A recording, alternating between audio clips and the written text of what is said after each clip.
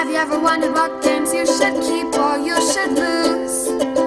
Find out here at Purge Reviews. Bang is releasing a 10th anniversary edition here, which is pretty nice, and a 10 has some upgraded components. I think the components are going to be worth at least looking at this edition and deciding if you want to upgrade for this edition. But let's put the components aside and the unique packaging with the 10 and just say, do I recommend Bang as a game? Bang is the first social deduction game that I ever played, and it has a Wild West theme to it, which I like quite a bit. If you're not into the Wild West theme, there are some other options like Resistance, and there's a ton of social deduction games that are out now. But at the time of its release, Bang was like it. It was the game to play, and people were playing it everywhere. I remember this game being released and just all these different versions of the game, and ended up being Walking Dead, different IPs put on it, and it has lasted the test of time. But how does Bang the game hold up today? Well, a lot of people argue that it was replaced by Bang the Dice game or any other social deduction game, I suppose, but there's something charming or quaint about the original Bang. You have three teams, the Renegade, you have the Sheriff's team, and then you have the people playing against them, and you're trying to figure out who's on your team and who you're going to be shooting on your turn based on your range and what cards you're going to get. The game has them take that into it. You're going to get this card and shoot other people and hopefully shoot the people you want. And as the game continues on, you're going to gain more information about who people are and be a little more certain in who you're shooting and who you're trying to knock off in this game. It's a little hard to be the solo. There's a person that's always going to be on their own team, and you just want to survive everybody else. That can be a little difficult in this game. And this one does have player elimination. So once you're kind of been shot up and wounded and you're out of the game, you're just kind of sitting there for the rest of the time. Not real big on player elimination. There were some versions with The Walking Dead that brought in, like, you come back as a zombie team. Growl does that, and some other games also. And I think that works a little bit better to keep everybody united. Nothing's worse than a party game where half the party isn't playing. You want everybody to be in. And I think that's the biggest knock on Bang for my taste. It is a quick game. But if I'm pulling this out, I have a lot of people at my house, or a larger number than normal, probably lighter gamers, not looking for a heavy experience, but they want to play a game because we're sitting there playing Bang. Or they'll be eliminated, and then they'll go off and do something else. It'll be kind of hard for me to put that second game of Bang back together, or third or fourth. And you do want to play this one a couple times, I think, if you're playing through it. The experience is playing the different teams as you're going through, and the game is quick enough to allow that. Well, the game is going to be, I hope you draw the right card and play it, sort of, as you're also playing this meta game of deciding who is on what team.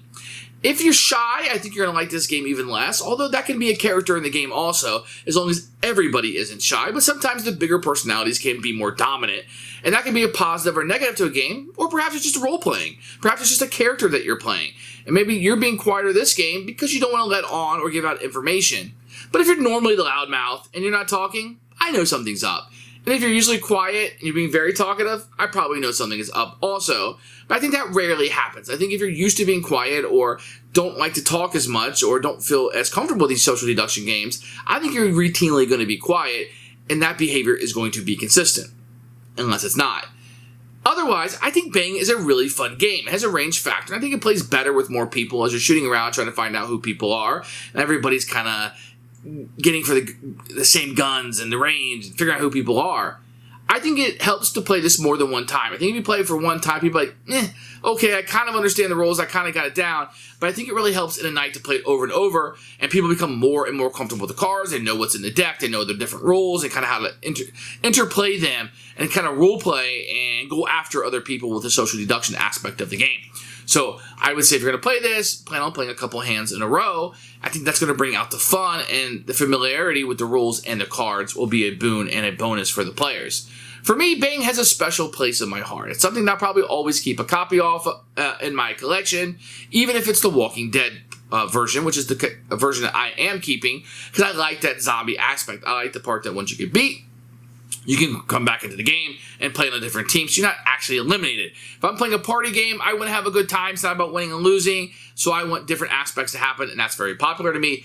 But if you're looking for Bang, the Old West version, this is a great edition to get. The 10th anniversary was a fun edition with the upgraded bullets. I think it looks great. It comes in a nice 10, and it's one I can easily recommend as a keeper. Here's Bang, the 10th anniversary. You're going to get a little bit of a slipcover here on it, and it's a 10 that you're going to get. It's a big size 10. When you open it up, you're going to get these little player things. They look pretty cool, actually. I think they look pretty neat how they sit on the table. They have different artwork on them. They're just little cardboard, and they bend a little bit, but they're good. You're going to have a rule book, a couple of these actually, in a couple of different languages. We'll take a look at these in a few minutes. Then you're going to have these bullets. This is probably one of the big selling points of the game. These bullets are your life tokens. These are really, really neat. And you're going to get your cards. These are Munchkin-style cards, if you're familiar with that. They feel really good in the hand. They have a nice finish on them. They're rounded. These are the play rates that kind of tell you how to play. You can see the artwork. It's kind of minimal. Maybe played for goofs, how his hat's being shot off. But I found this to be a very nice production of it. Is it bigger than it needs to be? Yes, because once I have this in here, I mean, this doesn't really take up that much room. So the box is a little bit bigger, but I guess it fits these in. And you get the nice little tin with it. The components are really good. This is a nice upgraded set. Here is the rule book. You can see a nice cover on it. You can have a picture of the contents, objective of the game, and preparation. And it'll take you through the game, which is not a very hard game to play at all. And it ends here. Then it's going to break down the cards, which is nice, and the symbols that are in the game. So you can kind of refer them. You can have this page open. There is a nice player that comes with it, but this is kind of nice to have here. The different characters and etc. that you're going to have. And it kind of goes through extra. If you wanted to play 3 players, I don't know why you would want to. And the 10th anniversary comes with some extra characters and etc. that aren't in the original game. The rulebook is great. You probably need 10, 15 minutes to read through it. You know, understanding these symbols and what they do is going to be the main part of the game. But I think a lot of people, once you to the 10th anniversary, have heard of this game or played it before. If not, this is a pretty good jumping in point if you like the Western theme. So Bang is going to be kind of like a hidden identity game. What that means is that base number of players are going to use a number of these cards. These cards will be randomly assigned to the people, and only you will know who you are. You can be an outlaw, maybe you're the renegade, or you're a deputy sheriff, or maybe the sheriff himself. So you'll get one of these, it'll be randomly assigned out. You'll look at yours, nobody else will look at it. This will kind of tell you who you are and what the winning and losing conditions are for you. And the winning conditions are printed right here. So the renegade tells you, be the last person to play. The sheriff says, kill all the outlaws and the renegade. The deputy says, protect the sheriff, kill all the outlaws and the renegade. The outlaws say, kill the sheriff. So your winning conditions are printed right on here. If it's not your winning condition, then it's your losing condition. In this version, everybody is given a character they will play. So Bart Cassidy, each time he's hit, he draws a card. Willie the Kid, he can play a number of Bang cards. And so I'll give you a little bit of a power. Also tell me how many bullets you have. Bullets are your life. So Paul Regret has 3, Slab the Killer has 4, Al Gringo has 3, Rose has 4, etc. If you're playing as the sheriff, just know you have an extra bullet attached. Big Spencer, he takes a lot of these. He starts with 5 cards, and he can't play misses. So he's going to get shot a lot, but he has a lot of health. So everybody's going to get one of these. Each player is going to draw a number of cards based on how many bullets they have. So if you have 3 bullets, you will draw 3 cards. So the turn's going to be pretty easy. You're going to have your starting hand. Each turn, you're going to draw 2 cards to add to your hand. You can play as many cards as you want on your turn, and then you would discard whatever the excess cards that you have. You can play as many cards you want on a turn, but you can only play 1 Bang card. You can only have 1 weapon card into play, and you can only have a copy of each card. So you can't have like 2 of these Indian cards in play, so 1 of each card. So you can play 1 Bang, you can have 1 weapon card in play. You can play as many cards as you want as long as they're not copies of other cards. You can have blue cards and you can have brown cards. Brown cards, you play them, and you put them into the discard pile.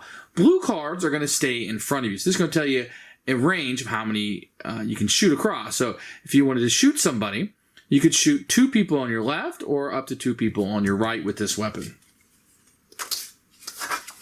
If I had a Winchester, I could shoot up to 5 in either direction. So the different weapons are going to give you range of how you're able to shoot. After you play all the cards you want to, you discard down your hand size, which is how many bullets or life tokens that you have left in the turn. Once somebody shoots you and you run out of life tokens, you are now dead and eliminated from the game.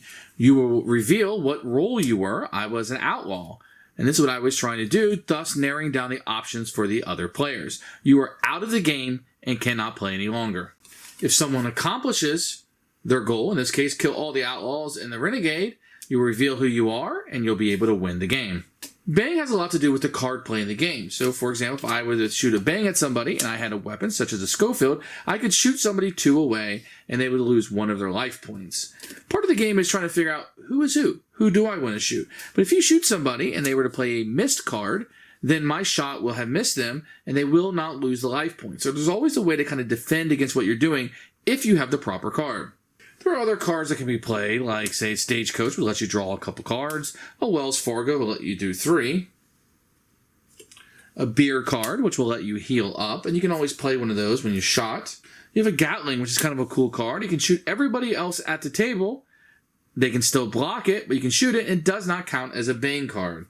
A Panic allows you to draw a card from somebody at a distance 1 away. So a lot of these brown cards will allow you to do things that kind of shake things up. Then you have fun little cards like a Dynamite. So this will stay in front of you until it's your turn. You draw a card. If it's a spade between 2 and 9, it will blow up. If not, it moves on to the next person. And whoever it blows up on will lose 3 points. The Barrel allows you to hide somewhere. So if somebody shoots at you, you can draw a card.